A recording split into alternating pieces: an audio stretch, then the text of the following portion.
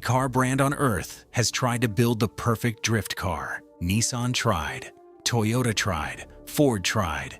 They all failed to do it consistently. And BMW didn't even try. It just happened. Here's the thing. The drifting world has a dirty little secret. You can spend $80,000 on a purpose-built drift machine.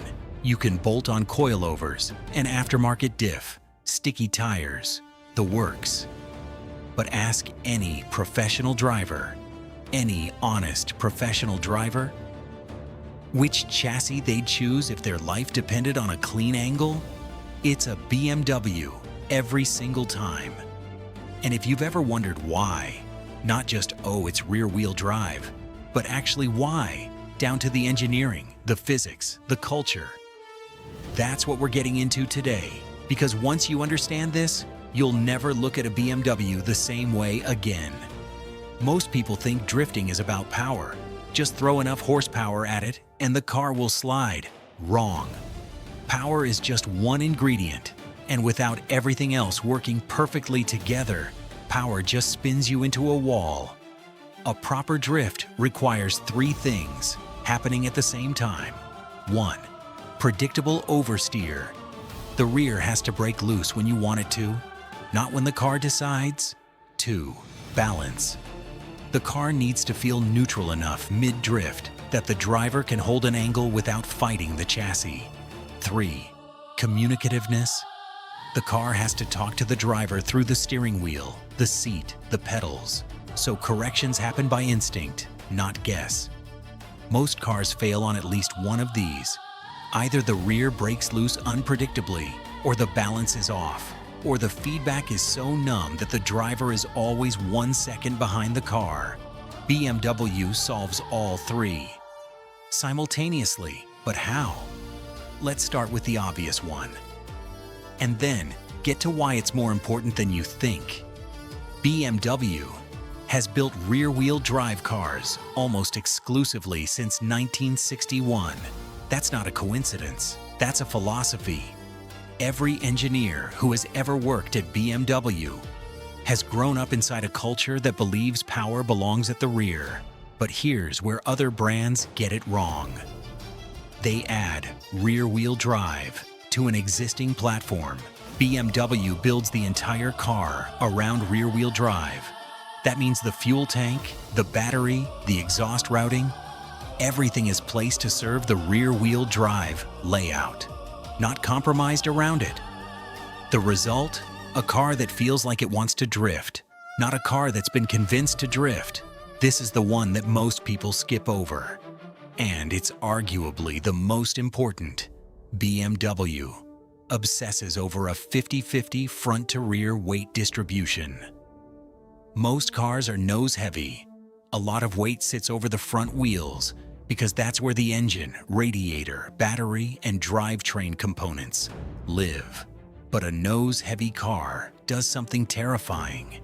When you try to drift it, it pushes. The front doesn't want to follow the driver's input. The rear slides, but the front fights back. BMW places the engine behind the front axle, not on top of it, behind it. That single decision shifts weight back. It lightens the nose. And suddenly the car pivots. It rotates around a center point, like a top. That rotation is what makes a BMW drift feel effortless. Other cars feel like you're fighting physics. A BMW feels like physics is helping you. Now, the engine. BMW's inline-six, 6 cylinders in a straight line. And this matters enormously. Not just for power, but for balance. An inline-six is naturally balanced. There's almost no vibration at the crankshaft. Power pulses arrive smoothly, predictably, without the lumpy torque delivery of a V8. In a drift, lumpy power delivery is the enemy. It breaks traction suddenly, aggressively, and then it's gone. The rear snaps, and you're scrambling. A BMW inline-six delivers power in a wave. Smooth, progressive, controllable. So when a driver is holding an angle, and needs to add 10% more throttle to maintain the slide. The BMW gives exactly 10% more, not 10%, then a lurch, then a spike. It's the difference between a scalpel and a sledgehammer. And the best BMW drift platforms, the E30, the E46, the current M2, they all use this engine architecture. There's a reason Formula Drift's most successful drivers return to BMW-based platforms again and again. Okay, here's the one that gets totally overlooked in every BMW drift conversation. The suspension geometry. BMW uses a multi-link rear suspension on most of its sport platforms. This design does something critical. It controls exactly how the rear wheel moves during compression and rebound. Other cheaper suspension designs let the wheel toe in or out unpredictably when the rear compresses. That means mid-drift, the rear geometry is changing. The car is lying to the driver. BMW's multi-link keeps the geometry consistent. When the rear squats under load, the wheel stays where it should be. The contact patch stays planted, so the feedback the driver gets is accurate. Every twitch in the steering wheel means something real. Every vibration through the seat tells the truth. That's why BMW drivers look so calm. The car isn't surprising them, it's communicating. And a car that communicates honestly, that's a car you can push to the absolute limit. So here's the full picture. BMW didn't design a drift car, they designed a driver's car. And it turns out, a perfect driver's car is a perfect drift car. Rear-wheel drive, built from the ground up. 50-50 weight distribution. A smooth inline-six engine. Honest, communicative suspension. None of these things exist in isolation. They work together. They reinforce each other. When you slide a BMW, you're not wrestling the machine, you're dancing with it.